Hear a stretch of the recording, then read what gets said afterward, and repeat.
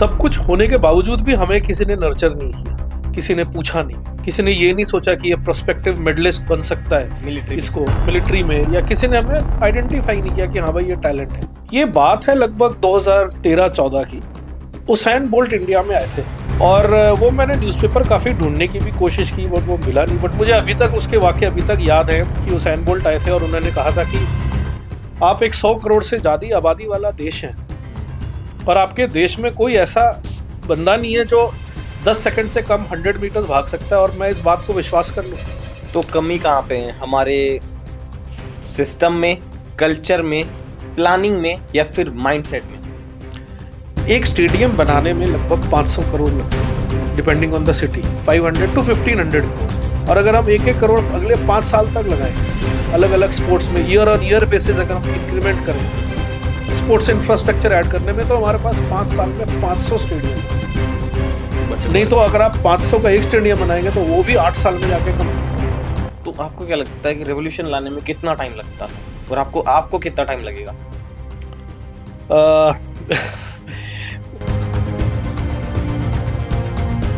भारत एक ऐसा देश जहां पर 140 करोड़ लोग रहते हैं, लेकिन गोल्ड मेडल इतने कि आप उन्हें अपनी उंगलियों पर गिन सकते हैं।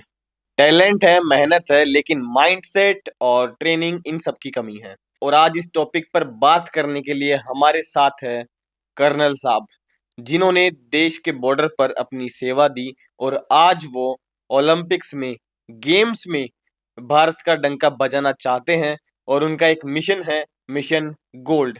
तो आज इस टॉपिक पर बात करने वाले हैं, ओलंपिक जैसे बड़े टॉपिक पर बात करने वाले हैं कि सर इसमें क्या रेवोल्यूशन लाना चाहते हैं और ये क्यों करना चाहते हैं, क्योंकि गवर्नमेंट अपना काम कर रही है, तो ऐसी क्या जरूरत आ गई कि इन्हें भी एक अपनी तरफ से कदम उठाना पड़ा।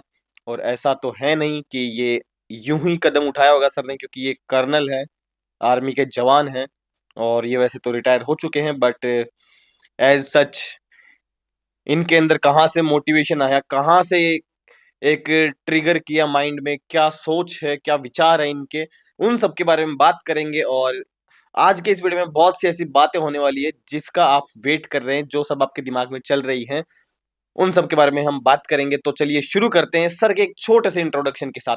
सो please sir. Thank you Mohit, आपने मुझे मौका दिया और आमंत्रित किया अपने चैनल में आने के लिए, बहुत आभारी हूँ। तो जैसा कि आपने मेरा इंट्रोडक्शन दिया, मैं सेना में 23.5 साल नौकरी कर चुका हूँ और मैं कर्नल रैंक से मैंने वॉलंटियर रिटायरमेंट सर्विस बोलते हैं, VRS या प्री मैच्योर रिटायरमेंट बोलते हैं, मैंने 2021 में वॉलंटियर रिटायरमेंट लिया और मैं जयपुर में ही सेटल हो गया। और यहीं पे मैंने अपनी संस्थान जिसका नाम है 100 मेडल्स टारगेटेड फाउंडेशन, इसकी मैंने स्थापना की। ओके, तो और आपको 4 साल हो गए है ना?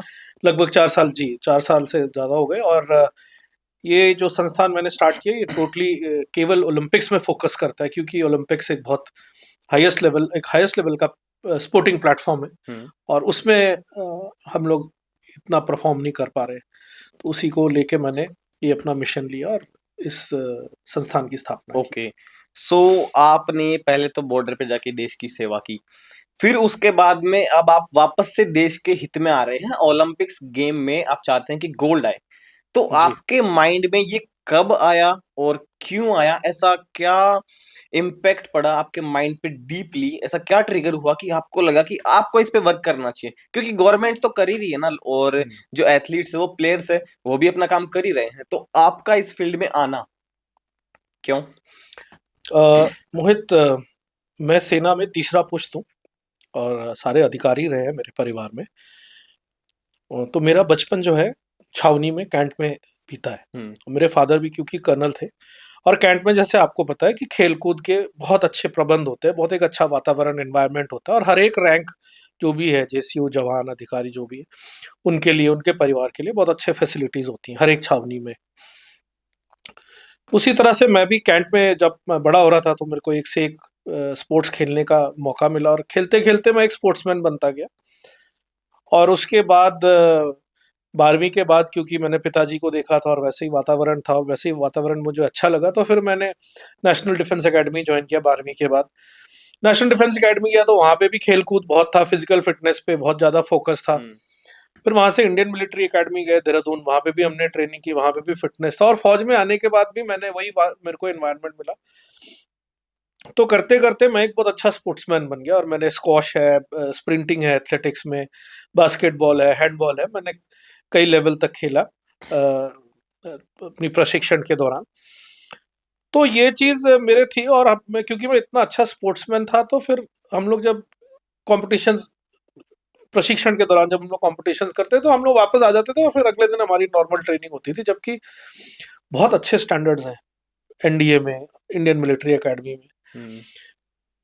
तो मेरे को बाद में जब मैं काफी सीनियर हो गया, तब मेरे को लगा कि सब कुछ होने के बावजूद भी हमें किसी ने नर्चर नहीं किया, किसी ने पूछा नहीं, किसी ने ये नहीं सोचा कि ये प्रोस्पेक्टिव मेडलिस्ट बन सकता है इसको मिलिट्री में, या किसी ने हमें आइडेंटिफाई नहीं किया कि हाँ भाई ये टैलेंट है।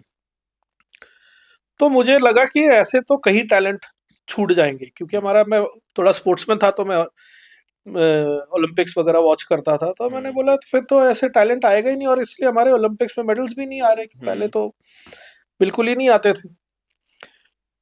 ये बात है लगभग 2013-14 की। उसैन बोल्ट इंडिया में आए थे। उसैन बोल्ट जो वर्ल्ड रिकॉर्ड होल्डर है, 9.58 सेकंड्स में उनका रिकॉर्ड। और वो मैंने न्यूज़पेपर काफी ढूंढने की भी कोशिश की, बट वो मिला नहीं। बट मुझे अभी तक उसके वाकये अभी तक याद है कि उसैन बोल्ट आए थे और उन्होंने कहा था कि आप एक 100 करोड़ से ज्यादा आबादी वाला देश है, और आपके देश में कोई ऐसा बंदा नहीं है जो 10 सेकंड से कम 100 मीटर्स भाग सकता है, और मैं इस बात को विश्वास कर लूं। इनफैक्ट और भी कई इंटरनेशनल एथलीट्स ने इंडिया की काबिलियत, इंडिया की पोटेंशियल के बारे में बोला है कि बहुत काबिलियत है, लेकिन उभर के आ नहीं रहा है। और तीसरा इवेंट जो मेरी लाइफ में टर्निंग पॉइंट था, वो था एक बारी मैं झुंझुनू से मैं दिल्ली जा रहा था अपनी फ्लाइट पकड़ने। मेरी फ्लाइट सुबह थी 6:30 बजे, तो मेरे को रात को सफर करना था। और मैं जब जा रहा था तब मैं सेना में था। तो मैंने वहां पे नारनौल सिंघाना के पास मैंने युवक युवतियों को देखा कि वो रोड के किनारे सुबह और नंगे पैर बहुत दौड़ रहे हैं, खासकर युवक। और क्योंकि मैं एथलीट रहा हूँ, मैं स्प्रिंटर रहा हूँ, तो मैं पहचान सकता हूँ कि ये अच्छा एथलीट बन सकता है या इसके स्टेप्स अच्छे हैं, स्ट्राइड्स अच्छे हैं। तो फिर मैंने अपने ड्राइवर से पूछा कि भाई ये कौन है जो सुबह सुबह सूरज भी नहीं उगा और ये भाग रहे हैं। तो उन्होंने बताया कि सर ये भर्ती के लिए भागते हैं। तो मैंने बोला भर्ती तो ठीक है, भर्ती के बाद? तो भर्ती के बाद तो सारे भूल जाते हैं, फिर तो नौकरी पेशे में आ जाते हैं। तो ये सब कुछ चीजें लेके मेरे दिमाग में थोड़ा सा लगा कि देश की सेवा की है, पूरे जिंदगी भर की है, तो थोड़ा सा हट के एक दूसरी तरह से देश की सेवा करना है। तो फिर मैंने वॉलंटियर रिटायरमेंट ले लिया, फौज से मैंने छोड़ दिया फौज को 2021 में, 23.5 साल नौकरी करके। और फिर मैंने अपनी संस्थान स्टार्ट की, और मैंने उसको रखा कि मैं अपने इंडिपेंडेंटली अपने आप को अप्लाई करना चाहता था, कि सोच विचार से काम करने के तरीके से कोई एग्जिस्टिंग ऑर्गेनाइजेशन का मैं पार्ट नहीं बनना चाहता था। ऐसा कुछ नहीं है कि वो उसमें कोई कमियां हैं या कुछ है, but there is a independence to work, there is a freedom to work, अगर आप अपना खुद से करते हैं। तो मेरे को वो फ्रीडम बहुत जरूरी थी कि मैं अपने हिसाब से सोच विचार करूं, रिसर्च करूं, लिखूं, पढ़ूं। और यही सब चीजें थी कि मुझे लगा कि नहीं, जितना भी हो सकेगा मैं अपनी बाकी की जिंदगी, बाकी का जितना भी समय है, मैं इंडिया में ओलंपिक्स के स्टैंडर्ड को सुधार करूं, इम्प्रूव करूं, उसमें कंट्रीब्यूट करूं, ताकि हमारे ओलंपिक्स में और ओलंपिक्स एक बहुत बड़ा पेडेस्टल है, बहुत बड़ा लेवल है। बट जब आपने देखा कि 140 करोड़ लोगों का देश है, 100 करोड़ मतलब 100 करोड़ से प्लस है, तो अगर हम बात करें तो 1% लोग भी ओलंपिक्स में पार्टिसिपेट नहीं करते, और गोल्ड 1% लोगों का इंटरेस्ट भी नहीं है उसमें जी, ऐसा है। तो ये स्टैटिस्टिक्स आपने जब देखा तो आपको कैसा लगा कि ऐसा कैसे हो सकता है इतने बड़े देश के अंदर? मोहित, हमारा देश इतना विशाल है और इसकी इतनी खासियत है। अगर उसका भूगोल पढ़े, अगर आप उसकी डेमोग्राफी पढ़े, टोपोग्राफी पढ़े, तो इस जैसे हमारा भारत देश है, ऐसा कोई देश ही नहीं है दुनिया में। हमारे पास 7500 किलोमीटर से ज्यादा के कोस्ट लाइन है, तो हम वाटर स्पोर्ट्स डेवलप कर सकते हैं। हमारे पास डेजर्ट है, हमारे पास स्नो कवर्ड माउंटेन्स हैं, गुलमर्ग है, कुल्लू मनाली है, इतनी सारी जगह है नॉर्थ ईस्ट में है जो अभी तक अनटच्ड है, हमारे पास जंगल्स हैं, हमारे पास प्लेन्स हैं, पठार है, कौन सा ऐसा टेरेन नहीं है। और सेकेंडली हर एक स्पोर्ट्स के लिए एक पर्टिकुलर बॉडी का टाइप होता है। जैसे बास्केटबॉल के लिए आपको लंबे कद के लोग चाहिए, कबड्डी के लिए आपको छोटे और फुर्तीले लोग चाहिए। तो हर एक स्पोर्ट्स के लिए एक बॉडी का टाइप होता है, और हर एक स्पोर्ट्स के लिए हमारे देश में उस बॉडी टाइप अवेलेबल है अगर आप देखें तो ये दोनों चीज अगर आप दुनिया के स्तर पे अगर आप कंपेयर करें तो why are we not doing well, there is no logic. इसका कोई तर्क ही नहीं बैठता है कि हम अच्छा क्यों नहीं कर रहे जब हमारे पास सब कुछ है। फिर भी क्यों नहीं। तो ये जब स्टैटिस्टिक्स और ये डेटा, मैंने काफी किताबें पढ़ी ओलंपिक्स के ऊपर, ओलंपिक्स की हिस्ट्री के ऊपर, इंडियन हिस्ट्री ओलंपिक्स में, स्पोर्ट्स में, तो ये कोई माने बनाता ही नहीं है कि हम लोग अच्छा नहीं करें। जब हम 1928 से लेके 1980 तक हमने हॉकी में पूरे वर्ल्ड में हम छाए हुए थे और डोमिनेट किया हमने, 8 बार हमने गोल्ड मेडल लिया, तब की कोई फैसिलिटी नहीं, एम्यूनिटी नहीं, पैसे का अभाव, सब कुछ था, तब हमारे पास 8 गोल्ड थे और इंडिया ऐसे वैसे नहीं, कम से कम 20-20, 30-30 गोल्ड से जीतता था। तो अब तो सब कुछ है, टेक्नोलॉजी है, आपके पास पैसा है, सब, अभी भी ना अच्छा करें। कितने साल हो गए तो इसका लॉजिक क्या है? There is no logic to it. And इसमें हमें थोड़ी सी सीरियसनेस लानी है। We are not serious about winning, we are serious about playing, but हम सीरियस नहीं है जीतने के लिए। अगर हम सीरियस होते तो हमारी प्रणाली एक युद्ध, जैसे युद्ध की तैयारी जैसे की जाती उस लेवल पे होती। तो अभी भी उस लेवल की जो मानसिकता है, सोच विचार है मैक्सिमम, वो वैसे ही नहीं है। और 142 करोड़ कहने के लिए, बट प्लेइंग पॉपुलेशन अगर आप देखें तो कितनी है? हार्डली। आजकल शहर में बच्चे, गांव में बच्चे हैं, उनका समय काफी ज्यादा मोबाइल्स में बीतता है, इलेक्ट्रॉनिक गैजेट्स में बीतता है।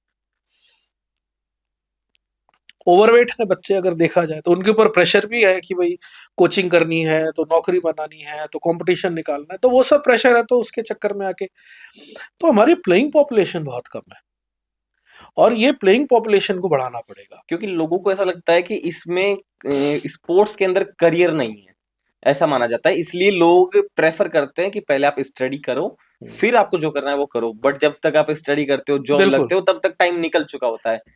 तो इसमें जो पेरेंट्स हैं, जो टीचर्स हैं, पूरा इनफैक्ट एंटायर इकोसिस्टम वो उस तरह से फंक्शन कर रहा है कि स्पोर्ट्स में करियर नहीं है। बट सबसे रिचेस्ट लोग भी स्पोर्ट्समैन अगर आप देखें तो अगर आप अच्छा परफॉर्म करते हैं, फिर तो उसकी कोई अपर लिमिट नहीं है, उसकी कोई सीमा नहीं कि आप कितना कमाएं। आज के दिन में अगर आप नीरज चोपड़ा देखें तो कुछ साल पहले नीरज चोपड़ा को कोई जानता नहीं था, बट आज के दिन में बच्चा बच्चा जानता है कि नीरज चोपड़ा कौन है। ट्वाइस मेडलिस्ट है, एक बार गोल्ड मेडल, एक बार सिल्वर मेडल। तो मतलब अगर आप अपना पैशन को अपना प्रोफेशन कन्वर्ट कर सकते हो तो उससे अच्छी चीज क्या। और स्पोर्ट्समैन जो होता है वो बाई चॉइस होता है, कोई स्पोर्ट्समैन जबरदस्ती नहीं बना सकते किसी को, और वो स्पोर्ट्स भी अपने मन से ही खेल सकता है जो उसको मन है, तो वो आपका पैशन है। और उसी को अगर आप प्रोफेशन में कन्वर्ट करते हैं तो आप अच्छा करेंगे अगर मेहनत करें तो कमी कहाँ पे है? हमारे सिस्टम में, कल्चर में, प्लानिंग में, या फिर माइंडसेट में? मोहित, काफी चीजें इंप्रूव हो रही, जागरूकता आ रही है, माइंडसेट चेंज हो रहा है, पोटेंशियल लोग अपना परफॉर्म कर रहे हैं, और आइडेंटिफाई टैलेंट आइडेंटिफिकेशन के भी बहुत सारे प्लेटफॉर्म हो गए। Things are changing for the good. In fact बोलते हैं कि अभी से लेके अगले 10 साल तक इंडियन स्पोर्ट्स का गोल्डन पीरियड है, because technology, sports science, sports medicine, talent identification, competitions, championships, money, coaching, विदेश जाके कोचिंग, किसी भी चीज की कोई कमी नहीं है। अभी चीजें चेंज हो रही हैं, और मेरा जो इंटेंशन है, मेरा जो संस्थान का जो एम है, वो इस इकोसिस्टम में कंट्रीब्यूट करना है, और ना कि इस एग्जिस्टिंग सिस्टम को कुछ चेंज या सुधार करने की। वो मेरी क्षमता नहीं है, बिकॉज ये ऑर्गेनाइजेशन बहुत बड़ा होता है। तो I would like to make a contribution rather than attempting to change the organisation. Okay, if things are moving for the good, let it move. मेरा इसमें क्या योगदान है, मैं वो देखना चाहता हूँ। तो एक रेवोल्यूशन लाना अभी भी जरूरी है, और मैं उसमें काम कर रहा हूँ कि किस तरह से एक रिवॉल्यूशन लाए। तो जो आपने जो चीजें बताई, मानसिकता, सोच विचार, capability, mindset, there should be a revolution in everything. तो आपको क्या लगता है कि रेवोल्यूशन लाने में कितना टाइम लगता है, और आपको आपको कितना टाइम लगेगा? फ्यूचरिस्टिक है, कह नहीं सकते। अगर मेरी कोई चीज अच्छी हुई या कोई इम्पैक्टफुल हुई, मेरा वही एम रहता है कि अगर आपको कुछ करना है तो एक एक डेफिनेट टाइम फ्रेम में करने से ही उसका इम्पैक्ट रहता है। मोहित, आई विल एक्सप्लेन इट, एक एक एनालॉजी के साथ एक्सप्लेन करता हूँ। अगर आपको एक Why not? Maruti Maruti car को अगर आपको टर्न करना है, या एक फोर व्हीलर को टर्न करना है, तो उसमें 5.4 मीटर्स का रेडियस चाहिए, और वो गाड़ी आपकी 180 डिग्री टर्न हो जाती है।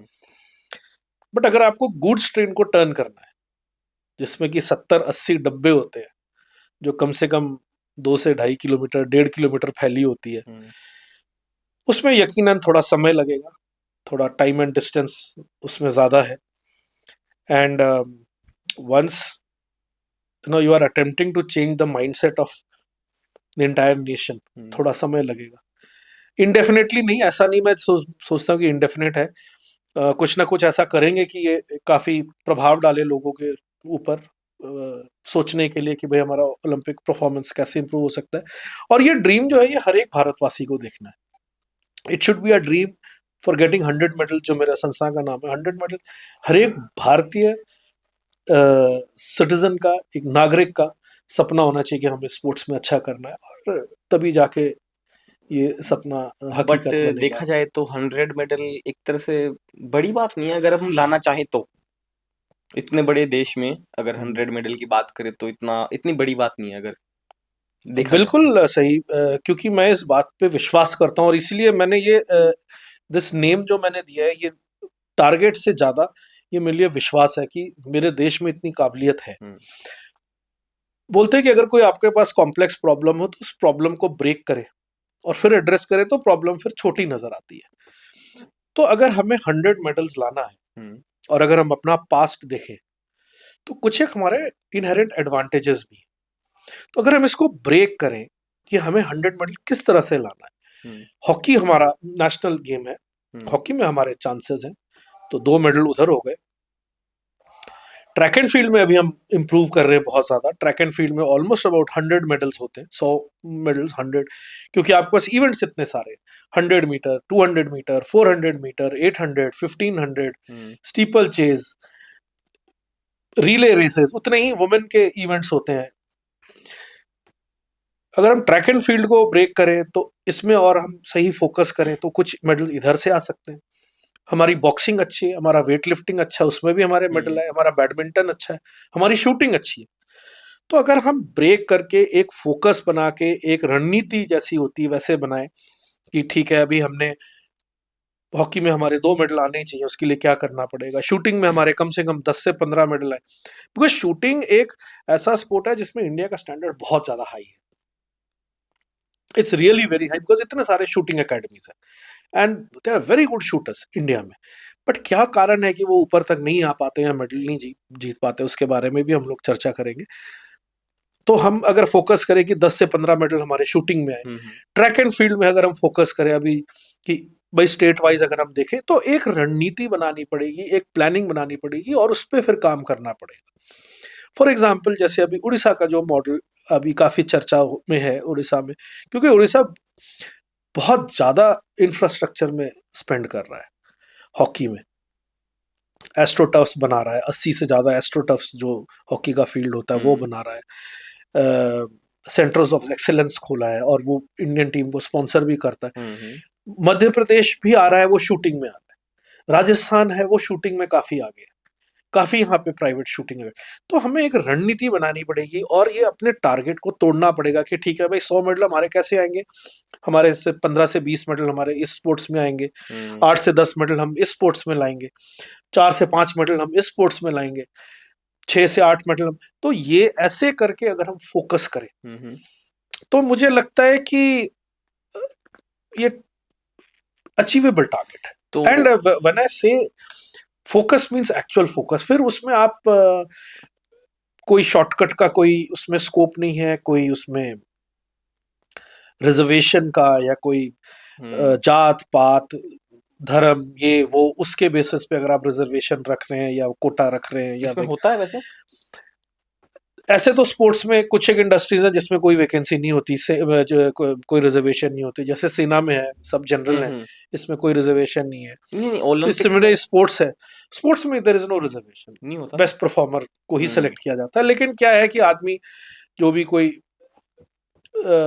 ऑर्गेनाइजेशन में है वो थोड़ा बहुत इंक्लाइंड हो जाता है कुछ पर्सनल फेवर्स के लिए किसी को सेलेक्ट करने के लिए, तो मुझे लगता है कि not the best team is representing India. मैं चाहता हूँ आप इसका कोई एग्जांपल दे, क्योंकि ये चीजें अंदरूनी चीजें हैं ना, इन सब के बारे में वैसे तो कोई बात नहीं करना चाहता, बट बहुत सी चीजें हमने कहीं ना कहीं से सुनी होती है कि वहां पर इनका सिलेक्शन इसलिए नहीं हुआ क्योंकि एक रीजन होता है पर्टिकुलर। अगर गर्ल है तो उसका रीजन अलग है, अगर बॉय है तो उसका रीजन अलग होता है। तो अगर आपकी नजर में कोई ऐसा एग्जाम्पल है, आपने कहीं सुना है, कहीं देखा है, तो आप बताइए। मैं एग्जैक्टली पिन पॉइंट नहीं करूंगा, लेकिन मैं आपको जनरली बताता हूँ क्या होता है कि अगर कोई संस्थान है, कोई ऑर्गेनाइजेशन है, उसमें अलग अलग पद होते हैं, प्रेसिडेंट होता है, डिप्टी प्रेसिडेंट या वाइस प्रेसिडेंट होता है, जनरल सेक्रेटरी होता है, ट्रेजरर होता है, ऐसे ऐसे कई पद होते हैं। तो जब पद में नियुक्ति होती है लोगों की, तो वो अलग अलग स्टेट से होते हैं, अलग अलग कास्ट से होते हैं।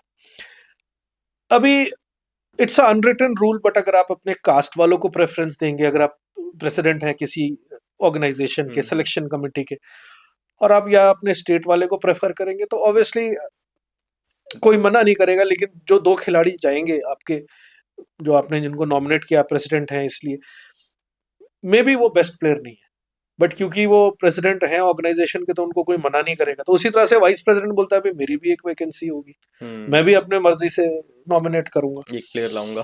तो वैसे अगर आप करते करते देखें तो फिर कहीं ना कहीं स्टैंडर्ड्स आर कॉम्प्रोमाइज्ड, और आप फ्रिंज बेनिफिट्स या आप फ्रिंज एट्रीब्यूट्स को देख के आप प्लेयर का चयन करते हैं, और ना कि उसकी कोर टैलेंट को देख के। क्योंकि आप उस पद पे आए हैं, तो आप you are in a position to do favours, तो आप फेवर करने उचित समझते हैं। तो अगर इस प्रकार की मानसिकता, इस प्रकार की सोच विचार रहेगी, तो ऑब्वियसली सिलेक्शन में और जो टीम जो बनेगी, उनकी ट्रेनिंग कोचिंग हर एक जगह देयर इज अ कॉम्प्रोमाइज, तो वो नहीं हो सकता। जैसे सेना में जब युद्ध की रणनीति बनती है, तैयारी होती है, उसमें कोई कॉम्प्रोमाइज नहीं हो सकता, क्योंकि हमारी देश की इज्जत का सवाल है।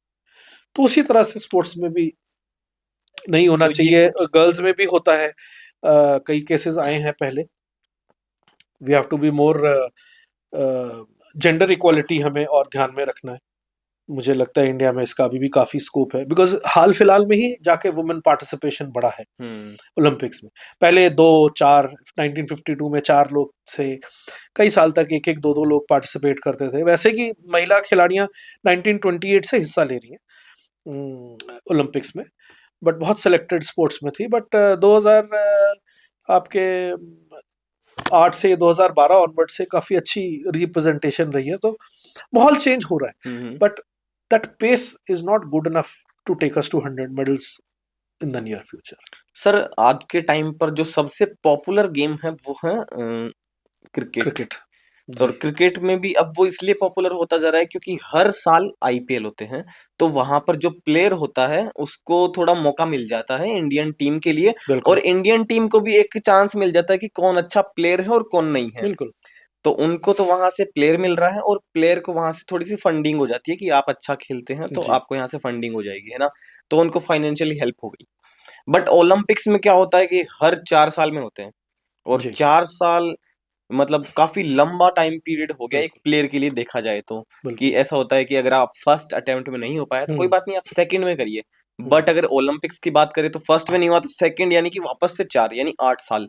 तो इतना लंबा टाइम पीरियड जो इंडियन फैमिलीज में, पहली बात तो स्पोर्ट्स को करियर नहीं मानते, बट जो लोग फिर भी आ रहे हैं, अगर वो उसमें बाय चांस अगर कैसे भी अगर नहीं हो पाया, तो फिर वो अगले 4 साल उनका थोड़ा डिफिकल्ट हो जाता है, बहुत ही मुश्किल होती है। तो पहला सवाल तो मेरा ये है कि ये 4 साल में क्यों होता है? हम क्या इसको टाइम पीरियड ये कम होना चाहिए? और ये 4 साल जो है ये क्या सोच के किया गया है? पहले तो आप इसके बारे में बताएं। ओके, ओलंपिक्स स्टार्ट हुआ था 776 बीसी में, ग्रीस में। और उसके बाद ये कुछ 1500 साल तक ये चला, बंद बंद रहा। बंद रहा। हाँ, 776 बीसी में स्टार्ट हुआ और 393 बीसी तक चला। उसके बाद ये 1500 साल बंद रहा। हम्म। उसके बाद जो मॉडर्न ओलंपिक्स है इसको रिवाइव किया गया 1896 में, और 1894 में एक कोई फ्रेंच पेरी डी कोर्ते करके एक इंसान थे, उन्होंने इंटरनेशनल ओलंपिक कमेटी की का उसको स्टैब्लिश किया 1894 में। और 1896 2 साल के बाद मॉडर्न ओलंपिक्स का आयोजन शुरू हुआ। उसके बाद से वो चला जा रहा है। वर्ल्ड वॉर में और जो हमारे जो 2 वर्ल्ड वॉर्स हुए थे उसके बीच में कुछ एक बार ओलंपिक्स नहीं हुआ। और जैसे कि आपको पता है कोविड में भी 2020 में नहीं हुआ, 2021 में हुआ। तो इस तरह से ओलंपिक्स शुरू हुआ। हम लोग ने, इंडिया ने पार्टिसिपेट करना शुरू किया 1900 से। और 1900 में जो हमें जो मेडल मिला था वो थे एक नॉर्मन पिचर्ड थे। नॉर्मन पिचर्ड मैंने भी सुना है। क्योंकि वो हम विदेशी शासन के अंडर में थे, तो वो कंट्रोवर्सी है कि जो ब्रिटिश इंडिया के अंडर से पार्टिसिपेट कर रहा है वो ब्रिटेन का मेडल हुआ कि इंडिया का मेडल हुआ, बट वो एशिया से खेला था उन्होंने। बट उन्हें हम काउंट करते हैं क्योंकि वो इंडिया के की तरफ से गए थे। There are total 4 types of Olympics. सबसे पहला है यूथ ओलंपिक्स, फिर है आपका सबसे पहले है समर ओलंपिक्स, फिर विंटर ओलंपिक्स, फिर पैरा ओलंपिक्स और फिर यूथ ओलंपिक्स। तो जो ये समर और जो विंटर ओलंपिक्स है 2-2 साल के गैप में होते हैं, लेकिन एक समर ओलंपिक्स और दूसरे समर ओलंपिक्स में 4 साल का गैप होता है। इसको बोलते हैं ओलंपियाड। ग्रीस में ओलंपियाड का मतलब था 4 साल। तो ग्रीस में लोग टाइम को मेजर करने के लिए, जो यूनिट 4 साल को मेजर करने के लिए ओलंपियाड बोला जाता था। तो इसीलिए, क्योंकि ये पुरानी गेम है, 776 बीसी से स्टार्ट हुई, तो इसीलिए एज अ ट्रेडिशन इसी को रिटेन किया गया। और ये सोच विचार थी कि एक एथलीट को नए सिरे से तैयारी करने के लिए एक सिटी जो होस्ट करता है उसमें बहुत सारी चीजें उनको देखनी पड़ती हैं, तो उसके लिए कम से कम 4 साल का समय देना चाहिए। So that is why as a matter of tradition, as a matter of logic, ये 4 साल का पीरियड रिटेन किया गया ताकि सबको इक्वल अपॉर्चुनिटी और टाइम दिया जाए ताकि वो अपनी तैयारी कर सके। इसीलिए 4 साल के बाद होता है, लेकिन हर एक 2 साल के बाद समर, 2 साल फिर विंटर, फिर 2 साल के बाद समर। बट 2 समर ओलंपिक्स के बीच में 4 साल का गैप होता है। और ये इसी तरह से चला जा रहा है। एंड अभी नेक्स्ट ओलंपिक्स है 2028 में लॉस एंजलिस में। जी। और जैसे आपका अब एनजीओ है ना, 100 टारगेटेड फाउंडेशन, 100 मेडल है ना, तो अब आप लाइक एथलीट को, एक प्लेयर को आप कैसे ट्रेन करना चाहते हैं? आपका एनजीओ कैसे कंट्रीब्यूट करना चाहता है? क्योंकि आप इस चीज को थोड़ा एक्सप्लेन ऐसे कीजिए, क्योंकि जैसा कि मैं समझ पा रहा हूँ, आप ऐसे चाह रहे हैं कि आप स्टूडेंट्स को, आप प्लेयर्स को हायर करके उन्हें ट्रेनिंग देना चाहते हैं, लाइक ऐसे, या फिर आपका जो फाउंडेशन है वो कैसे वर्क करना चाहता है, उसे आप स्टेप बाय स्टेप बताइए, और ताकि लोग जब ये आपकी बात सुनेंगे, देखेंगे, अगर आपसे कोई जुड़ना चाहे तो फिर वो कैसे जुड़े, आपसे कैसे ट्रेनिंग ले, और वो जहां से ट्रेनिंग ले रहे हैं वो सही है या नहीं है। तो आप इस चीज के बारे में, क्योंकि काफी सवाल उठ के आते हैं कि आप एक एनजीओ चला रहे हो, आप इतनी बातें बोल रहे हो, तो आपका एनजीओ कैसे वर्क करेगा? जी, बहुत अच्छा क्वेश्चन है मोहित। इसमें मेरा एनजीओ में काम करने के लिए मैंने इसको 3-4 वर्टिकल्स में बांटा है। तो मेरा फर्स्ट वर्टिकल है एक रिसर्च इंस्टीट्यूट, जो कि काफी डाटा कलेक्ट करता हो, काफी खोज करता हो, रिसर्च करता हो कि भाई हमारी परफॉर्मेंस क्यों ओलंपिक्स में नहीं आ रही है, क्या कारण है, कौन सा स्पोर्ट कहाँ पे डेवलप होना चाहिए, कौन सा इंफ्रास्ट्रक्चर कहाँ पे आना चाहिए, गांव में कैसे इंफ्रास्ट्रक्चर आना चाहिए, गांव में कैसे टैलेंट आइडेंटिफिकेशन करना चाहिए। क्योंकि अगर आप देखें पूरे देश भर में या पूरे मेडल्स अगर आप टैली में देखें कि किन्होंने जीता है, तो 80%, 80% जो मेडलिस्ट हैं वो या तो ग्रामीण क्षेत्र से हैं या फिर फाइनेंशियली थोड़ा हम्बल बैकग्राउंड से है। सो अगर मैक्सिमम टैलेंट वहां से आ रहा है तो हमारा फोकस भी वहीं पे होना वहीं पे चाहिए। होना तो चाहिए। ये एक मैक्रो लेवल ऑर्गेनाइजेशन है with impact on micro level. तो एक मेरा रिसर्च का है, एक वर्टिकल मेरा ये है। मेरा सेकंड वर्टिकल है ऑर्गेनाइजिंग स्पोर्ट्स इवेंट्स। तो मुझे मौका जब भी मिला है तो मैंने free of cost sporting events organise कराए हैं, हम्म। जिसमें मैंने, क्योंकि यूथ बच्चे एक ही बात है, उनको मैंने मौका दिया अपना टैलेंट करने के लिए। क्योंकि मैं सेना से ही हूँ, मुझे मौका मिला गोल्फ टूर्नामेंट ऑर्गेनाइज करने का, तो मैंने 2 बार बच्चों के लिए और कैडीज के लिए, कैडीज होते जो बैग लेके चलते गोल्फ कोर्स में, हम्म। उनके लिए मैंने फ्री ऑफ कॉस्ट मैंने 2 बार कराया टूर्नामेंट। एंड ओवरवेलमिंग रिस्पॉन्स, इतना अच्छा रिस्पॉन्स कि मैं क्या बताऊं। इंडियन आर्मी ने भी उस इवेंट को ट्वीट किया था कि भाई टैलेंट आइडेंटिफिकेशन हुआ है, और इतना अच्छा स्टैंडर्ड मिला देखने के लिए। करीब 10-12 जगह से मेरे पास आए थे, बच्चे आए थे, कैडीज आए थे खेलने के लिए। और क्योंकि वो निःशुल्क था तो बढ़ चढ़ के सबने हिस्सा लिया, क्योंकि एक गोल्फ टूर्नामेंट खेलने में 20-25-30 हज़ार 40 हज़ार लग जाते हैं। आप जाते हैं, प्रैक्टिस करते हैं, खेलते हैं, ग्रीन फीस है, ये है वो है, तो एक्सपेंसिव। तो मैंने फ्री करके देखा और इसमें बहुत अच्छा मेरे को रिस्पॉन्स मिला। तो मेरा सेकंड है कि जहां पे भी हो एक ऐसा इवेंट ऑर्गेनाइज करे जहां पे देर इज नो हिंड्रेंस और there is no obstacle to participation. कोई भी अगर कोई भी स्पोर्ट्स सोच भी रहा है हम्म। तो वो सिर्फ आके अपना परफॉर्मेंस दे। वो ये ना सोचे कि पैसे कहाँ से आएंगे, मेरे को फीस भरनी है। निःशुल्क रखा है इसलिए मैंने, ओके। क्योंकि हर एक चीज क्या 99% चीजें क्या पैसे पे आके अटकती पैसे है। पे आके अटक जाती है। अगर आप उसको फ्री कर देंगे हम्म। जस्ट फॉर टैलेंट आइडेंटिफिकेशन, तो लोग पार्टिसिपेट करते हैं, बच्चे पार्टिसिपेट करते हैं, यूथ पार्टिसिपेट करते हैं। उनको मौका चाहिए परफॉर्म करने का। अगर आप उनको मौका देंगे, अपॉर्चुनिटी देंगे, वो 100% परफॉर्म करेंगे, 100% करेंगे। तो इवेंट्स ऑर्गेनाइज करना मेरा एक वर्टिकल ये भी है कि जैसे जैसे मेरे को मौका मिलता है मैं इवेंट्स ऑर्गेनाइज करता हूँ। सेकंड है मेरा टैलेंट आइडेंटिफिकेशन एंड मेंटरिंग। तो मेरे पास कोई ऐसा एक्सपर्टीज नहीं है किसी पर्टिकुलर स्पोर्ट का कि मैं कोचिंग करूं या ऐसा ऐसा नहीं है। But I believe there is a large number of experts in India जो कोचिंग प्रोवाइड कर रहे हैं। प्राइवेट अकेडमीज है, क्योंकि हर एक स्पोर्ट्समैन की जर्नी जो है एक प्राइवेट अकेडमी से या एक घर से या गांव से स्टार्ट होती है। बट वो एक तरह से ऑर्गेनाइज वे में बढ़ने लगता है जब वो प्राइवेट अकेडमी ज्वाइन करता है। कई सारी प्राइवेट अकेडमीज है जो यहाँ पे कोचिंग देती हैं अलग अलग स्पोर्ट्स में, तो मैं उनके संपर्क में हूँ। जैसे शूटिंग अभी मेरा फोकस एरिया है, बिकॉज शूटिंग में हमारे ऑलमोस्ट 45 मेडल होते हैं ओलंपिक्स में, और बहुत ज़्यादा स्कोप है कि हम लोग शूटिंग में परफॉर्म कर सकते हैं। तो मैंने जितनी प्राइवेट शूटिंग अकेडमीज है इनको मैं जोड़ने की कोशिश कर रहा हूँ अपने साथ, और इसके अंदर जो बच्चे हैं उनको भी मैं जोड़ने की कोशिश कर रहा हूँ। हमने एक स्पोर्ट्स स्कॉलरशिप स्टार्ट की है for rifle and pistol shooters. तो ये हम एनुअली देते हैं, हम सिलेक्टेड बच्चों को, यूथ को जो अच्छा शूट कर रहे हैं, with certain criteria, certain parameters और प्री डिटरमिन्ड होते कि भी हम इस लेवल के ही शूटर को हम देंगे। तो हमने पिछले साल हमने फर्स्ट एडिशन किया था और हमने 4 शूटर्स को हमने स्कॉलरशिप दी थी। उसमें से एक गर्ल चाइल्ड थी, एक इकोनॉमिकली वीकर सेक्शन से एक बच्चा था जो कि काफ़ी अच्छा शूटर था, लेकिन उसको आर्थिक मदद चाहिए थी इसलिए हमने उसका चयन किया। एक एक्चुअल में बहुत अच्छा शूटर था, उसको हमने दिया था। और एक स्पेशली एबल्ड था शूटर जो कि डेफ एंड डम था और वो बहुत अच्छा परफॉर्म करा था, उसको हमने दिया।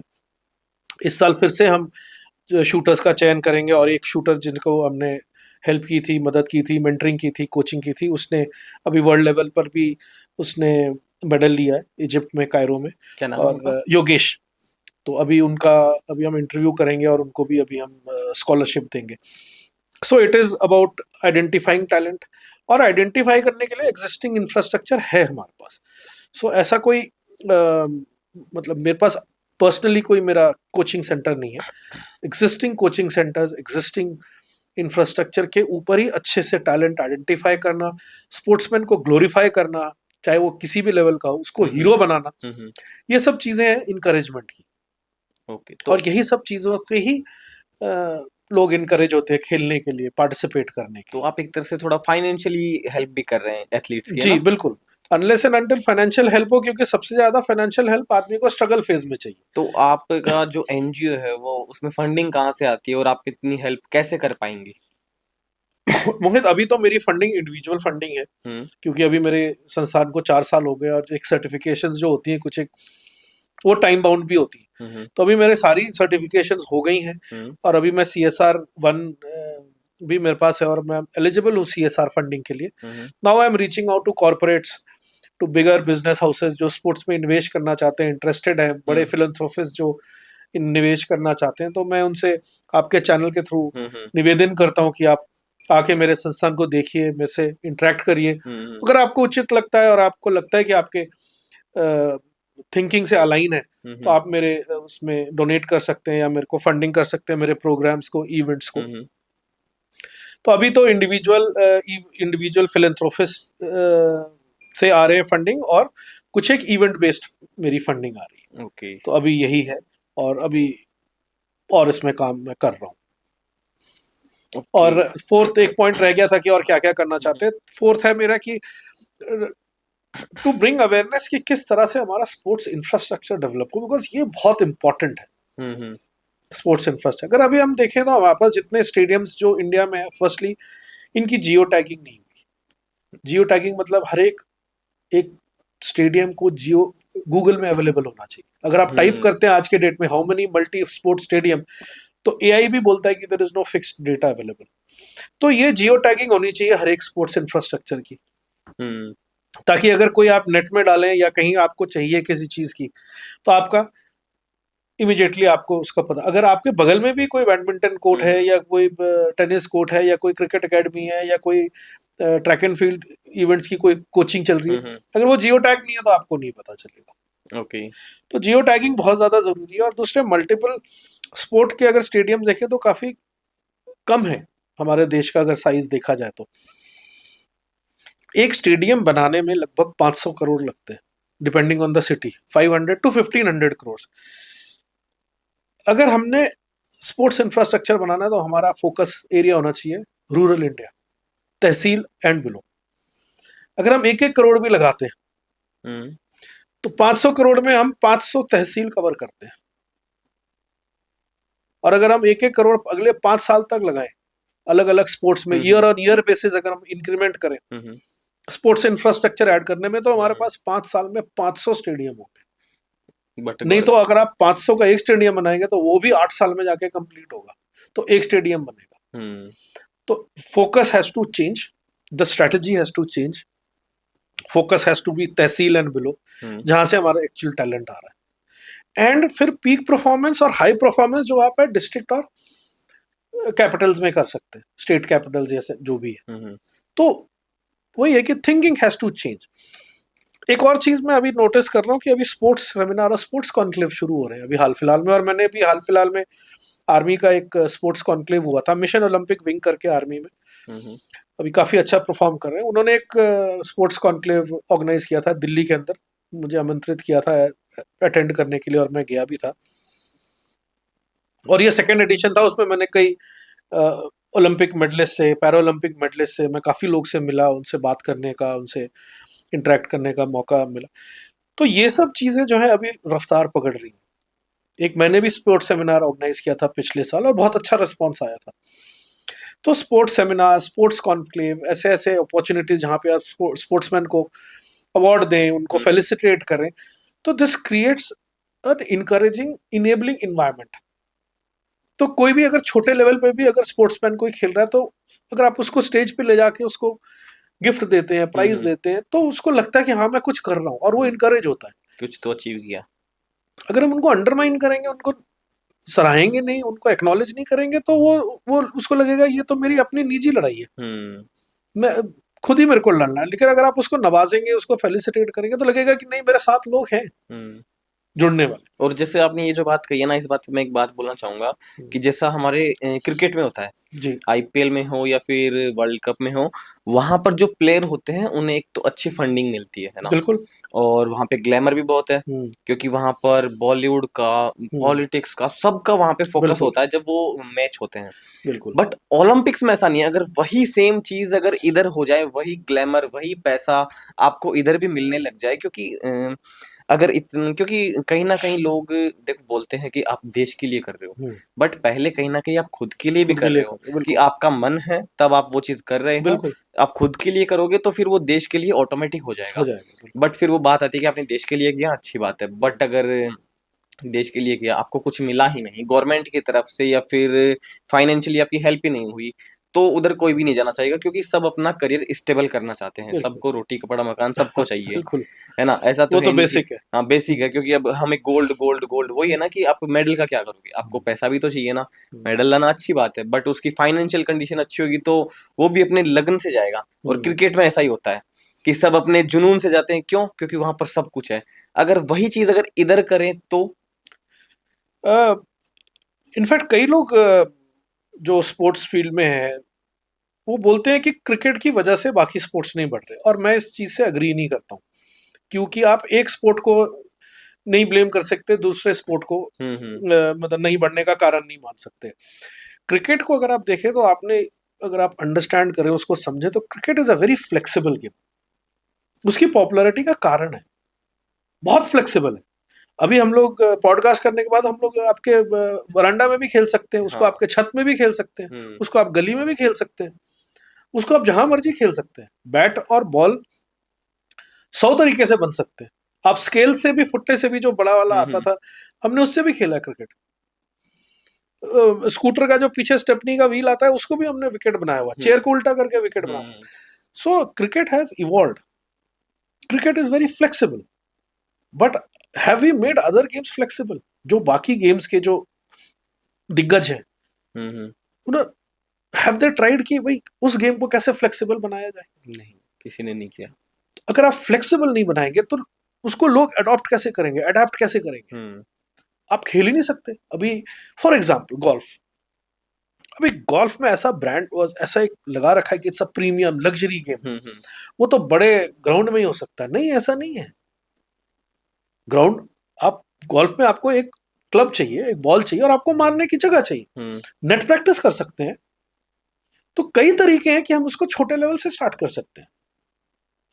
बट उसको फ्लेक्सिबल उसको बनाए कौन? फ्लेक्सिबल थोड़ा सा अगर हम बैठ के सोचे तो हर एक गेम को फ्लेक्सिबल बनाई जा सकती है, बट उसमें थोड़ा सोचना है।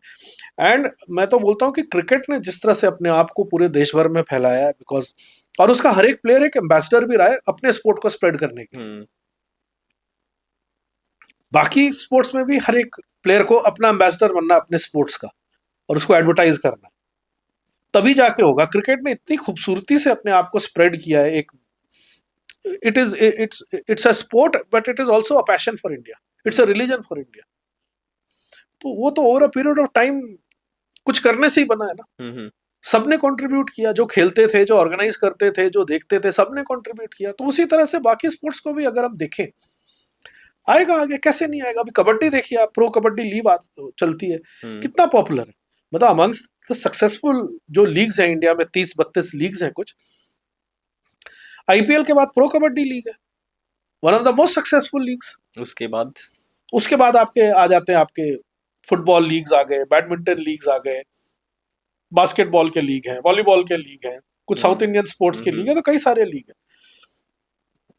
तो मेरे को लगता है कि सोच विचार करने की जरूरत है कि हर एक स्पोर्ट एक हर एक के लिए एक्सेसिबल होना चाहिए, तभी जाके वो स्पोर्ट स्प्रेड होगा। अगर हम टेनिस कोर्ट, अगर हम गोल्फ कोर्सेज अगर हम गांव में नहीं बनाएंगे, अगर हम ग्रामीण क्षेत्र में होंगे ही नहीं, तो आप कैसे एक्सपेक्ट कर सकते हैं कि वहां से मेडलिस्ट आएगा? बट सर जैसा कि आपने अभी भी बोला था कि हमें एक स्टेडियम बनाने की बजाय तहसील में ऐसे गांव में जाके वो बनानी चाहिए जी। बट ये आप सोच रहे हैं, तो आपको क्या लग रहा है कि ये चीज गवर्नमेंट भी सोच रही है या नहीं सोच रही? क्योंकि गवर्नमेंट तो देखो कहीं ना कहीं करप्शन हर जगह है, करप्शन हर जगह है, और अगर ऐसा होता तो वो कब का हो चुका होता। तो आप अकेले ने लाइक ये चीज सोची, मे बी और लोग भी सोच रहे होंगे, गवर्नमेंट भी सोच रही होगी, बट इस चीज को ये आपने बहुत सही सोचा है। तो आप इस चीज को लाइक गवर्नमेंट के पास कैसे लेकर जाएंगे? क्योंकि ये सब चीजें करना गवर्नमेंट के थ्रू ही पॉसिबल है, अकेला आदमी कैसे कहाँ तक इतना इन्वेस्ट करेगा? बिल्कुल सही मोहित, और इसीलिए मैंने काफी, जैसे मैंने रिसर्च किया और मैंने एक डिटेल्ड प्रोजेक्ट मैंने बना के अभी सरकार में सबमिट किया हुआ है 10 स्मॉल स्पोर्ट्स नोड्स के लिए, कि एक बार आप देखिए ये मॉडल किस तरह से स्पोर्ट्स नोड्स बनाए जा सकते हैं हमारे हम्म। गांव क्षेत्र में, तहसील लेवल पे, और कैसे कर सकते हैं उसका भी डिसीजन आया नहीं है मेरे पास। बट अगर ये मान लेती है सरकार, या मेरे को सपोर्ट करती है, या कोई प्राइवेट पार्टी सपोर्ट करती है, तो निश्चय ही उनको समझ में आएगा कि मैं क्या कन्वे करना चाह रहा हूँ, कि किस प्रकार से हो। लोग कर रहे हैं, सब कर रहे हैं, सरकार भी कर रही है, ऐसा नहीं है कि सरकार नहीं कर रही है, कोशिश कर रही है। बट एक ऑर्गेनाइजेशन को कुछ भी इम्प्लीमेंट करने में टाइम लगता है। ये बड़ी संस्थान है, प्रपोजल जाएगा, अप्रूवल आएगा, बजट अलॉट होगा, ये करते करते करते, बिकॉज मैं भी एक सरकारी सिस्टम का पार्ट रहा हूं, तो मुझे पता है कि सरकारी सिस्टम में कैसे काम टाइम लगता है, समय लगता है, और इम्प्लीमेंटेशन जो है उतनी हो नहीं पाती है। जो उसकी जो जो प्रपोजल जो स्टार्ट हुआ है प्लस लास्ट मिनट जो इम्प्लीमेंटेशन होती है, उसमें काफी गैप्स होते हैं। तो we need to minimise the gap, तभी काम होगा, तभी जाके होगा ये गैप्स। तो वही मैं बता रहा हूँ कि मैं इसीलिए इंडिपेंडेंटली अपना काम करना चाहता हूँ, और मैंने अप्रोच भी किया है काफी लोगों को। So let's see whether somebody aligns with my thought process. कोई मुझे सपोर्ट करना चाहे, कोई मुझे मेरे सोच विचार से सहमत हो, मेरे साथ जुड़ना चाहे, तो प्रॉब्ली आई कैन डेमोन्स्ट्रेट कि मैं क्या करना चाहता हूँ। जैसा कि मैंने अभी आपसे थोड़ी देर पहले पूछा था कि क्या चेंजेस होने चाहिए, लाइक माइंडसेट, सोसाइटी, कल्चर, है ना। तो वैसे तो सभी थोड़ा थोड़ा चेंज होंगे तभी रेवोल्यूशन आएगा, बट एक सोसाइटी या गवर्नमेंट एक ऐसी कोई चीज जिसे अगर हम इमिडिएटली चेंज करते हैं तो गोल्ड आने के चांसेस बढ़ जाते हैं। कि अगर ये चीज जैसे कल्चर है, माइंडसेट है, वो चीजें तो हो गई, बट अगर कोई ऐसा फैक्टर अगर हम ये चेंज करते हैं तो इमिडिएटली बहुत अच्छा और बहुत कम टाइम में रिवोल्यूशन आ सकता है, सोसाइटी या गवर्नमेंट या फिर कुछ और। मोहित, ऐसा है कि अगर हमें सक्सेस मिलना होगा तो इमिडिएटली भी मिल सकता है, क्योंकि इतना टैलेंट है देश में, इतनी ज्यादा कैपेबिलिटी है स्पोर्ट्स में खासकर। अगर हम लोग एक बहुत कॉमन एग्जांपल नीरज चोपड़ा का ही ले, तो जब तक नीरज चोपड़ा का गोल्ड मेडल नहीं आया था, शायद उसको कोई जानता भी नहीं था। सिर्फ स्पोर्ट्स सर्कल में उसका नाम पता था कि लड़का अच्छा परफॉर्म कर रहा है और एक अच्छा एथलीट उभर के आ रहा है, बट बाकी लोगों को नहीं पता था जब तक कि उसका गोल्ड नहीं है। So this is a story of overnight success. कई ऐसे जैवलिन प्लेयर्स हैं जो बहुत अच्छा परफॉर्म कर रहे हैं, 88, 90 मीटर्स, 89 मीटर्स, 87 मीटर्स फेंक रहे हैं।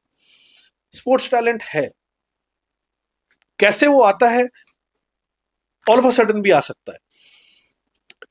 इसका एक और कारण है जो आप मेरे से सवाल पूछ रहे हैं। देखिए, ऐसा है कि कोई भी सिर्फ कोई फैक्ट्री जब होती है तो उसमें आप रॉ मटेरियल डालते हैं, एक प्रोसेस के थ्रू वो जाता है रॉ मटेरियल, और एक फिनिश प्रोडक्ट आता है।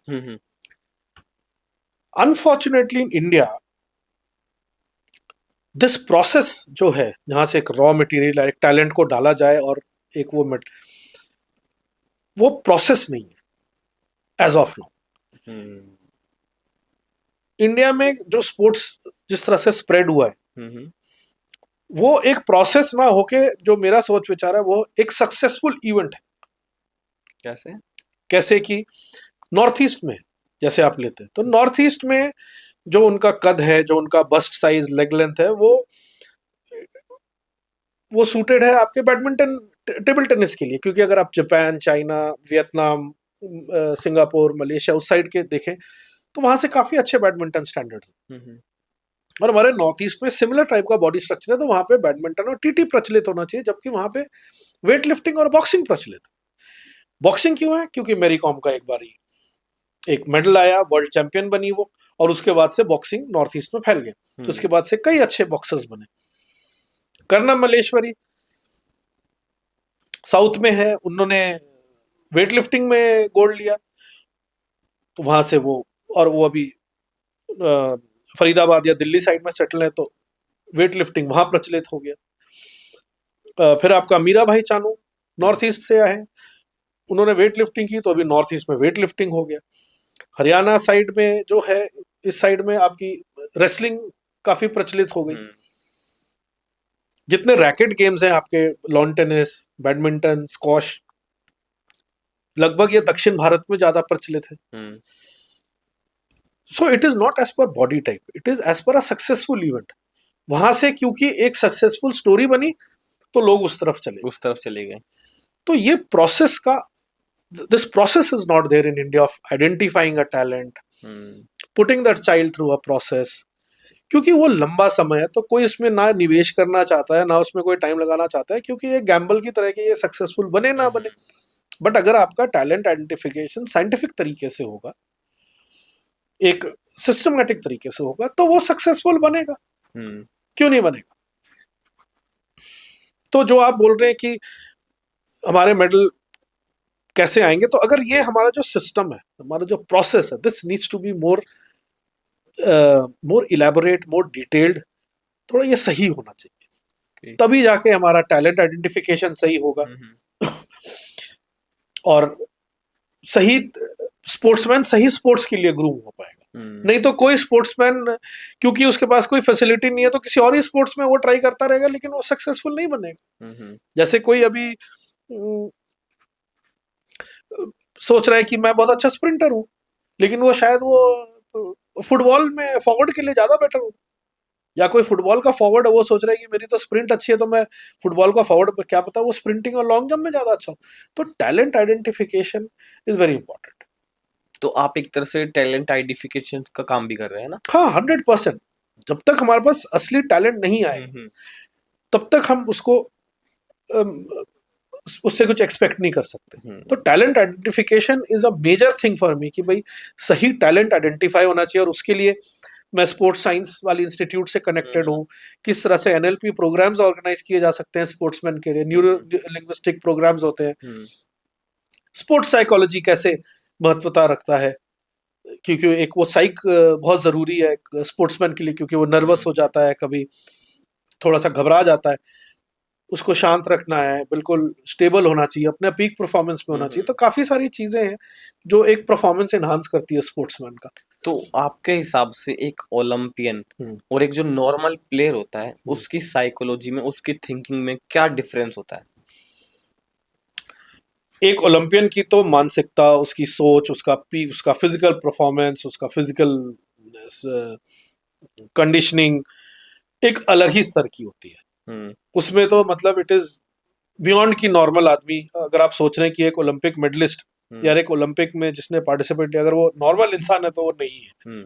उसका रूटीन अगर आप देखें, उसका रिजीम देखें, उसका खाना देखें, उसका रेस्ट का रूटीन देखें, किस तरह से वो सुबह से लेके रात तक अपने दिन को स्पेंड करता है, तो it is very different from a normal sports person. क्योंकि नॉर्मल स्पोर्ट्स पर्सन जो एंटरटेनमेंट के लिए खेलता है, वो स्पोर्ट्स उसके लिए एक हिस्सा है, बट एक ओलंपिक के लिए तो वो उसकी जिंदगी है, लाइफ है। तो सुबह उठेगा, वो अपना फिजिकल फिटनेस पे ध्यान देगा, फिर अपने इंडिविजुअल परफॉर्मेंस पे ध्यान देगा, नई टेक्निक्स करेगा।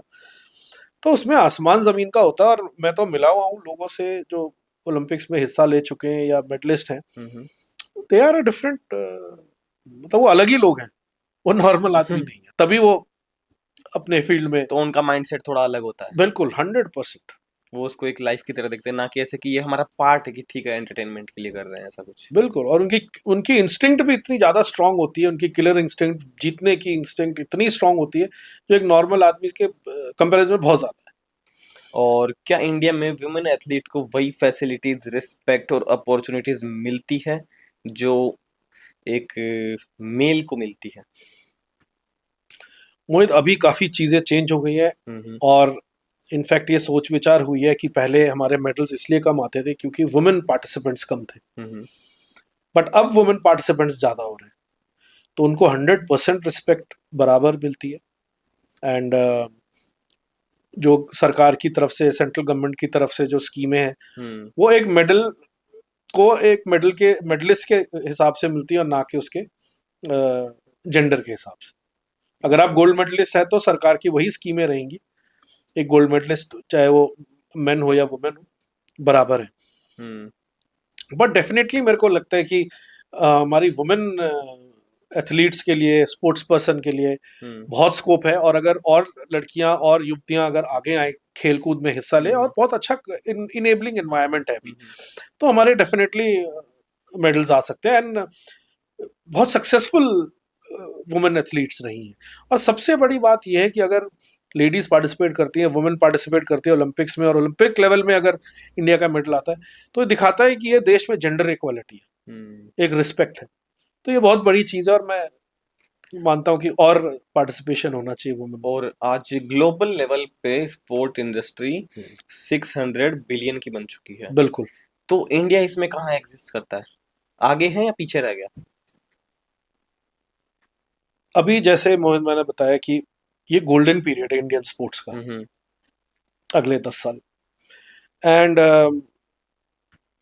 इंडिया लगभग 120 कंट्रीज में एक्सपोर्ट करता है स्पोर्ट्स का सामान, स्पोर्ट्स का सामान। Sports equipment. But majorly India में पंजाब और जालंधर, लुधियाना और मेरठ, ये 2 स्पोर्ट्स मैन्युफैक्चरिंग हब्स हैं। बाकी हैं बट इतने ज्यादा स्पोर्ट्स मैन्यु, तो यहाँ पे मेरे को लगता है आजकल SEZ आ गए हैं, स्पेशल इकोनॉमिक जोन जो बोलते हैं, इंडस्ट्रियल कॉरिडोर्स आ गए, इंडस्ट्रियल एरियाज आ गए, इतने सारे हैं। तो हमें एक डेडिकेटेड पोर्शन, एक छोटा सा लैंड पार्सल हर एक डिस्ट्रिक्ट में, हर एक SEZ में स्पेसिफिकली स्पोर्ट्स इंडस्ट्री के लिए बनाना चाहिए। क्योंकि अभी भी हम जो इंपोर्ट करते हैं बाहर से, सॉफ्टवेयर इंपोर्ट करते हैं, कोई एप्लीकेशंस इंपोर्ट करते हैं, उसमें लाइसेंस फी है जो रिन्यूअल में बहुत ज्यादा एक्सपेंसिव पड़ती है। तो इन हाउस डेवलप कर सकते हैं ये सब हम। एंड स्पोर्ट्स टेक्नोलॉजी जैसे आप देख रहे हैं कि कितनी ज्यादा बढ़ चुकी है। एक नॉर्मल स्पोर्ट्समैन भी एक वॉच पहनता है, उसमें उसका हार्ट बीट, हार्ट रेट, कितनी सारी चीजें आ गई हैं, मोबाइल में कितनी सारी चीजें आ गई हैं मॉनिटरिंग के लिए। नहीं सर, तो एक नॉर्मल स्पोर्ट्स पर्सन भी कितना कॉन्शियस हो गया अपने पैरामीटर्स को।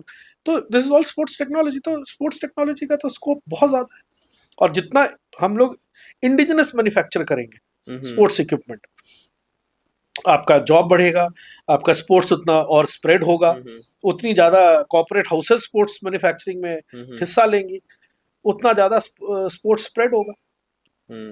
तो अभी तो हम लोग जस्ट ज्वाइन ही हुए हैं और हमें इस अपॉर्चुनिटी को कैपिटलाइज करना चाहिए। मतलब एक तरह से ये जो 600 बिलियन की It's potential. इंडस्ट्री बन चुकी है, उसमें हमने एक तरह से अभी स्टेप लिया ही है।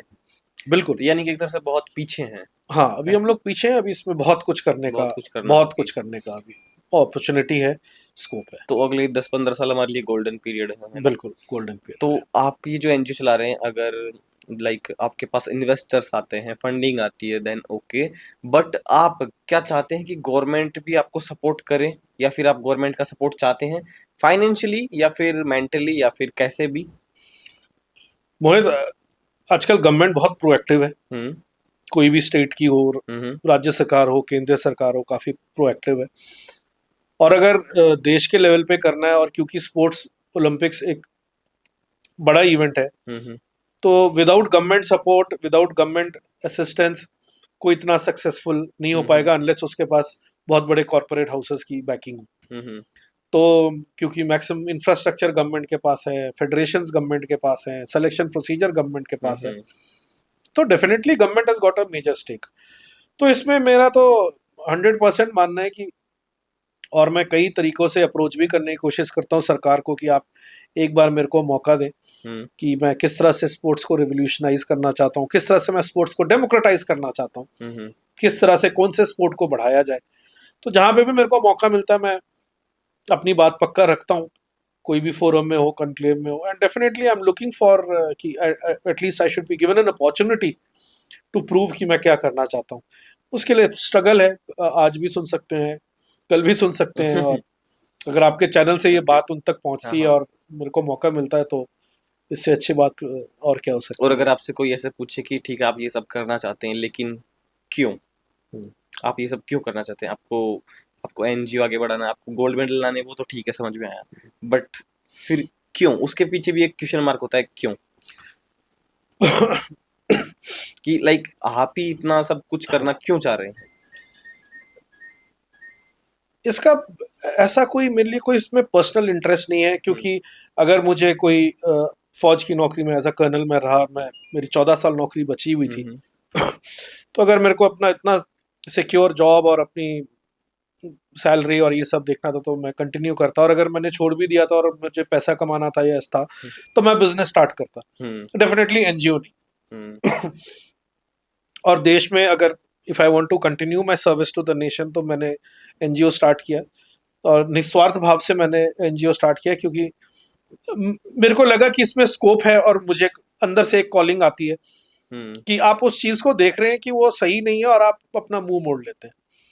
वो मेरे से नहीं हुआ स्पोर्ट्स को देख के, और मुझे लगा कि नहीं, कम वॉट में जो भी हो जाए, मेरे को अपना कोशिश अटेम्प्ट 100% करना है। यानी कि आपको ऐसा लगता है कि आप इसमें एक चेंज ला सकते हैं? 100%, इसलिए 100%। तो यही है, ये आपका और मोटिव? मैं इसके अलावा कुछ और नहीं करता हूँ। मेरे को बहुत अच्छा लगता है स्पोर्ट्स के बारे में रिसर्च करना, पढ़ना, स्पोर्ट्स के ऊपर किताबें पढ़ना, स्पोर्ट्स के ऊपर फिल्म्स देखना।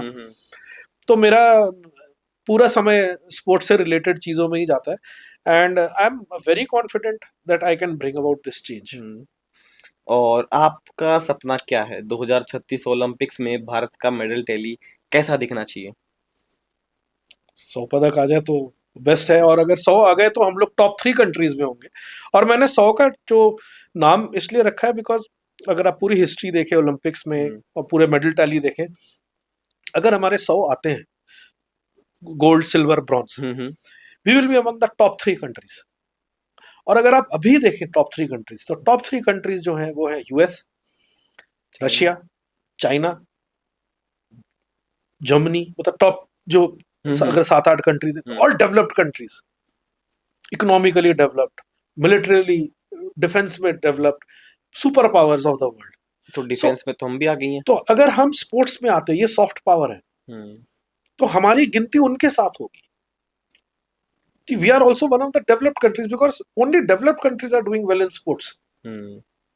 जितनी आपकी टॉप 10 कंट्रीज है, they are all developed countries. कोई अंडर डेवलप्ड या डेवलपिंग कंट्री नहीं है। तो अगर हम अपना मार्क उधर बनाते हैं, विच इज नॉट इजी, तो हमारी गिनती एक डेवलप्ड कंट्री में होगी दुनिया में, कि भाई मिलिट्रीली तो है ही है, सेकंड लार्जेस्ट आर्मी, इकोनॉमिकली भी 5th लार्जेस्ट है, और स्पोर्ट्स में भी 3rd है। तो ये बहुत बड़ी चीज है इंडिया के लिए। और अगर हम 3rd आ रहे हैं मेडल्स लाके, 100 मेडल लाके, तो आप इमेजिन करिए कि हर एक स्टेट से कितने लोग हिस्सा ले रहे हैं, हर एक स्टेट में इंफ्रास्ट्रक्चर कैसा है, स्पोर्ट्स साइंस कितना एडवांस है, स्पोर्ट्स टेक्नोलॉजी कितनी एडवांस है, स्पोर्ट्स इंडस्ट्री कितनी एडवांस है, कितना इनेबलिंग एनवायरनमेंट है हमारे देश में, वो सारी चीजें आती हैं। तो उसका एक फॉल आउट वो भी है कि एवरीथिंग विल ग्रो, और इतना पोटेंशियल है। ये एक इंडस्ट्री है, स्पोर्ट्स इंडस्ट्री, तो आपने खुद ही बताया 600 बिलियन का पोटेंशियल रखती है। तो पैसा भी इसमें बहुत है, खेल में भी पैसा है, and sports is something which is a win win situation. Okay, तो जैसा आपने बोला, हर एक के लिए, पैसा भी बहुत है। प्लेयर के लिए भी अच्छा है बिकॉज उसको अपॉर्चुनिटी मिल रही है, उसको पैसा मिल रहा है। एडवर्टाइजर्स को अच्छा है बिकॉज उसको अपॉर्चुनिटी मिल रही है अपना प्रोडक्ट एडवर्टाइज करने के लिए। ऑर्गेनाइजर को अच्छा है बिकॉज उसको फैंस से, अटेंडेंस से, व्यूअरशिप से उसको पैसा आ रहा है। तो स्पोर्ट्स में तो it's a win win situation. आप जिस छोटे से भी इवेंट को आप बड़ा सा बड़ा लेवल पे ले जाके अगर ऑर्गेनाइज करें, उतना अच्छा है। जैसे आज के दिन में अगर आप एनबीए देखें, जो यूएसए का जो होता है नेशनल बास्केटबॉल एसोसिएशन, वो ब्रांड है आज के दिन में। आईपीएल आज के दिन में ब्रांड है, स्पोर्ट्स इवेंट नहीं है। एनबीए की टी शर्ट्स आती है, एनबीए के क्लोथिंग्स आते हैं, आईपीएल का टी शर्ट आता है। तो IPL is an event, NBA is an, मतलब they become a brand now. तो एक छोटे से एक स्पोर्ट को आप किस तरह से ब्रांड बना सकते हैं, एक छोटे से इवेंट को भी, अगर मतलब लोअर लेवल का भी इवेंट है, उसको इतना ग्लोरीफाई कर सकते हैं कि it creates that impact. Okay, so I think इसमें हमारी आज की सारी बातें कंप्लीट हो गई है ना, स्टार्टिंग से लेकर एंडिंग तक की, कहाँ कमी है और कहाँ हम चेंजेस ला सकते हैं, और आप कहाँ चेंजेस लाना चाहते हैं। और अगर फिर भी मैं चाहता हूँ, अगर कोई बात ऐसी रह गई है जो मैं आपसे पूछ नहीं पाया या फिर स्किप हो गई है, तो आप अगर कुछ है तो आप वो बताइए। अदरवाइज हम फिर जाएंगे एक गोल्डन मैसेज की तरफ, जो आप एक एथलीट को देंगे, जो ये व्यूअर हैं वो जो भी ऑडियंस देख रही है, आप उन्हें फिर एक गोल्डन मैसेज देंगे इन सब चीजों के बारे में। आई थिंक क्वेश्चंस मेरी तरफ से तो हो गए, और जितना मैं एक्सप्लेन कर सकता था किया। बाकी अगर आप मेरे को बोलना चाहे तो मैं तो 8-10 घंटे तो आराम से बोल सकता हूँ, क्योंकि मैं इतना पैशनेट हूँ स्पोर्ट्स के बारे में। और जहां तक जो हमारे व्यूअर्स हैं, जो देख रहे हैं, बच्चे हैं, युवा युवतियां हैं, तो मैं उनसे यही संदेश देना चाहूंगा, यही कहना चाहूंगा कि और पेरेंट्स को भी बताना चाहूंगा कि ऐसा कोई बाइंडिंग या ऐसा कोई रिस्ट्रिक्शन मत रखिए कि बच्चा पढ़ेगा तो खेलेगा नहीं और खेलेगा तो पढ़ाई में खराब होगा। ऐसा कोई नहीं है। एक से एक एग्जाम्पल है जिसमें कि पढ़ाई और स्पोर्ट्स दोनों साथ में गए हैं, and that is a more winning combination. कई सारे ऐसे एग्जाम्पल्स हैं, तो रिस्ट्रिक्ट मत करिए बहुत। और दूसरा, बहुत इनेबलिंग एनवायरनमेंट है अभी देश के अंदर, पैसे की कोई कमी नहीं है, टेक्नोलॉजी की कोई कमी नहीं है, कॉम्पिटिशन्स की, जहाँ पे आप अपना हुनर प्रदर्शित कर सकते हैं, अपना टैलेंट दिखा सकते हैं, स्पोर्ट्स में कोई कमी नहीं है। एंड स्पोर्ट्स खेलना एक बहुत ही इंट्रिंसिक क्वालिटी है ह्यूमन बीइंग की। कोई भी चाहता है कि फिजिकल एक्टिविटी करे और उसको अच्छा लगता है, मेंटली भी उसको अच्छा फील होता है, फ्रेश फील होता है। So I will say it is the best part, best period in India that you should pick up sports, play sports and try and excel, ताकि ये पूरे भारत देश का जो सपना है 100 मेडल का, ये जल्दी से जल्दी पूरा हो ओलंपिक्स में। सो अगर जैसे आपसे किसी को भी कांटेक्ट करना होगा तो जी। आपके डिस्क्रिप्शन में दे देंगे। जी जी, वो वेबसाइट में मेरे टेलीफोन नंबर, वेबसाइट, मेरा हाँ। ऑफिस वगैरह सारा दिया हुआ है, हम्म। आप आइए। एंड जो इंडिविजुअल आपने फंडिंग बोला कि मेरे को कांटेक्ट करेंगे, तो हम लोग we are already on the lookout for good players and talented players. तो हम लोग कोचिंग अकेडमीज के साथ संपर्क में है, और अगर आप अच्छा परफॉर्म कर रहे हैं तो हम यकीनन आपके तक पहुंचेंगे। थोड़ा समय लग सकता है क्योंकि अभी संस्थान नया है। And definitely focus area is towards village, rural India की तरफ, जहाँ पे हमारा असली हीरे हैं छुपे हुए, कहीं मिट्टी में आ नहीं रहे या उनको मौका नहीं मिल हाँ। रहा। बट मेरा ये विश्वास है कि ओ- काफी हीरे हमारे ओके सर, गांव में आई छुपे होप 2036 तक जो आपका टारगेट है वो पूरा हो जाए थैंक और यू। आपकी मेहनत भी रंग लाए, क्योंकि आपने अपनी जॉब भी सेक्रीफाइस की है कहीं ना कहीं। जी, so thank you so much. Thank you thank you thank you thank you sir.